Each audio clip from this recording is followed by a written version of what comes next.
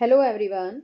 आज हम 7वीं कक्षा की उड़ान कार्य पुस्तिका में भूगोल विषय के कार्यपत्रक को अच्छी तरह से समझेंगे। सभी बच्चे वीडियो को शुरू से लेकर अंत तक पूरी देखें और अगर अभी तक चैनल पर नए हैं तो चैनल को सब्सक्राइब भी कर लें और साथ में दिए बेल आइकन को जरूर प्रेस कर लें। तो देखिए, एक बार शुरुआत करते हैं भूगोल कार्यपत्रक 1। और कार्यपत्रक 1 में यहाँ दिया है दक्षता कि अपने आसपास प्रदूषण के कारकों का विश्लेषण करते हैं तथा उन्हें कम करने के उपायों की सूची बनाते हैं। तो अब एक बार तो यहाँ पर जो चित्र दिया गया है, सभी बच्चे इस चित्र को ध्यान से देखिए। किस चीज़ का चित्र है ये? हाँ, ये हमारे वायुमंडल, जैवमंडल, जलमंडल, स्थल मंडल, इनका पूरा चित्र दिखाया गया है कि जलमंडल क्या है, स्थलमंडल कैसा है, जैवमंडल कहाँ कहाँ तक है, वायुमंडल कहाँ है। ठीक है, ये सब यहाँ इस चित्र में दर्शाया गया है।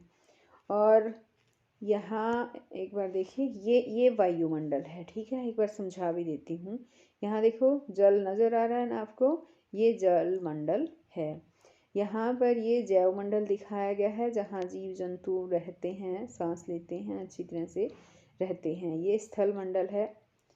और यहाँ पर देखो, खेती दिखाई गई है, ये सड़कें हैं, ये घर बने हुए हैं, ये सारा स्थल मंडल है। अब आगे यहाँ पर आ जाता है क्वेश्चन कि पर्यावरण से क्या अभिप्राय है। तो हम इसमें लिखेंगे कि पर्यावरण क्या होता है इसका, कि पर्यावरण से अभिप्राय किसी जीव, समुदाय अथवा वस्तु के चारों ओर के वातावरण से है, यानी कि आवरण से है। हर जगह का पर्यावरण अलग होता है। अब दूसरा क्वेश्चन पूछा है कि पृथ्वी के विभिन्न परिमंडल कौन से हैं। तो यहाँ परिमंडल दिखाए हैं बच्चों, यहाँ देखिए, ये परिमंडल दिखाए हैं: स्थल मंडल, जलमंडल, जैवमंडल, वायुमंडल, है ना। ये जो है 4 परिमंडल यहाँ पर इस चित्र में भी, जैसा आप देख रहे हैं, यहाँ दिखाए गए हैं। ये हमें यहाँ पर नीचे लिखने भी हैं। तो हम यहाँ लिखेंगे स्थल मंडल, जलमंडल, जैवमंडल,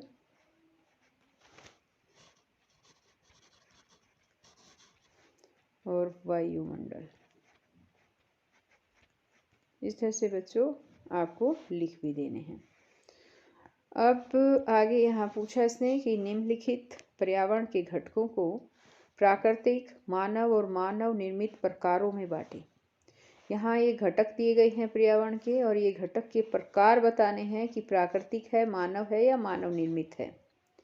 तो इसमें जल है, जैसे यहाँ प्राकृतिक घटक दिखाया गया है ना। जल जो है वो प्राकृतिक घटक होता है। उद्योग वो मानव निर्मित है, यहाँ आएगा मानव निर्मित, क्योंकि मानव ने इसका निर्माण किया है। वायु, वायु जो है वो प्राकृतिक घटक है, प्राकृतिक घटक आएगा। धुआं, ये भी मानव निर्मित है, मानव ने फैक्ट्रियां लगा रखी हैं, इतना विषैला धुआं निकलता है। ठीक है। वाहन, ये भी मानव निर्मित है, यहाँ लिख देंगे मानव निर्मित। पार्क, ये भी मानव निर्मित में ही आएंगे। सड़क, ये भी मानव निर्मित है। परिवार, परिवार जो है वो मानव निर्मित में ही आ जाते हैं, मानव या मानव निर्मित, इस तरह से लिखना है। अब आगे दिया है इसने कि कई मानवीय क्रियाएं पर्यावरण को प्रभावित करती हैं, जैसे पेड़ काटना, औद्योगिक अपशिष्ट, गंदगी आदि। आपके अनुसार तालिका 1 में दिए कौन से घटक पर्यावरण प्रदूषण के कारण हो सकते हैं। तो आपको जो है वह बताना है कौन कौन से कारण हो सकते हैं, कारक जो है प्रदूषण के कौन कौन से कारण हो सकते हैं। तो एक तो है उद्योग, उद्योग धंधों से काफ़ी प्रदूषण होता है। एक है धुआं, पर्यावरण को काफ़ी दूषित करता है। एक है वाहन, वाहन, ठीक है। उद्योगों से भी काफ़ी अपशिष्ट पदार्थ बाहर निकलते हैं जो पर्यावरण प्रदूषित करते हैं। धुएं से पर्यावरण प्रदूषण होता है। वाहन है, वाहनों से भी बहुत विषैला धुआं निकलता है, बहुत सारी बीमारियां जो है वो पैदा करता है। ये भी पर्यावरण प्रदूषण का कारण हो सकता है। अब आगे अपने आसपास के क्षेत्र से कोई एक मानवीय क्रिया ढूंढो जिससे पर्यावरण दूषित हो रहा हो, उसके कारण और प्रभाव भी लिखिए। तो यहाँ अपने आसपास के क्षेत्र में क्रिया ढूंढनी है बच्चों। जैसे अब इसका आंसर मैं लिख रही हूँ कि हमारे घर के पास एक टायर जलाने की फैक्ट्री लगी है जिसमें धुआं और अपशिष्ट पदार्थ निकलते हैं। इससे हमारा पर्यावरण प्रदूषित होता है क्योंकि टायर जलाने से हानिकारक गैसें निकलकर वायु में मिल जाती हैं। अब आगे इसने कहा है कि विश्व पर्यावरण दिवस कब मनाया जाता है। तो इसका जवाब होगा बच्चों 5 जून को विश्व पर्यावरण दिवस मनाया जाता है। ये डेट आप याद रख लीजिए, ठीक, ये आपको ज़रूर याद करनी है। आगे है कि हमें पर्यावरण दिवस किस तरह मनाना चाहिए। पेड़ लगाकर, ये बहुत अच्छा तरीका है पर्यावरण दिवस मनाने का। पेड़ लगाकर जो है वो मनाना चाहिए। आगे है कार्यपत्रक 2 और इसमें दिया है चित्र में पृथ्वी की प्रमुख आंतरिक परतों, शैलों के प्रकार तथा वायुमंडल की परतों को पहचानते हैं। अब इसमें पृथ्वी की परतें दिखाई गई हैं बच्चों, ठीक है, ये चित्र दिया गया है। ये हिस्सा जो है वो आंतरिक करोड़ दिखाया गया है, इसका आंतरिक हिस्सा है ये, ठीक है, आंतरिक करोड़ है। यहाँ देखो ये क्रोड मेंटल सीमा, ये बाह्य करोड़ दिखाया गया है यहाँ पर, है ना। ये मेंटल सीमा यानी कि करोड़ ये दिखाया गया है। यहाँ पर जो ये हिस्सा है ये ऑरेंज कलर में, ये स्थल मंडल का दिखाया गया है। ऊपर ये प्रपट्टी है, ठीक है। इसी तरह से यहाँ पर भी स्थल मंडल भू प्रपट्टी यहाँ देखो लिख भी रखा है, तथा ऊपरी सर्वाधिक ठोस मेंटल ये भू प्रपट्टी दिखाई गई है 0 से 100 किलोमीटर मोटी, लिख रखा ना, 0 से 100 किलोमीटर मोटी भू प्रपट्टी दिखाई गई है। फिर इस तरह से ये ठोस, ये दर, ये क्रॉड मेंटल, ये सारी जो हैं वो दिखाए गए हैं। यहाँ पर नीचे कुछ क्वेश्चन पूछे गए इससे रिलेटेड। ये चित्र देखकर बताइए कि पृथ्वी के आंतरिक भाग की रचना किस रूप में हुई है। तो जैसे हमें ये परतें दिख रही थी ना बच्चों, पृथ्वी के आंतरिक भाग की रचना प्याज के छिलके की तरह जो है वो परतों के रूप में हुई है। यहाँ पर हम ऐसे लिखेंगे, पृथ्वी के आंतरिक भाग की संरचना, यहाँ रचना तक तो ये आप लिखोगे कैसे हुई है, प्याज के छिलके की तरह, जैसे प्याज के छिलके होते हैं ना, उसमें परतें होती हैं, प्याज के छिलके की तरह परतों के रूप में हुई है, ऐसे लिखें।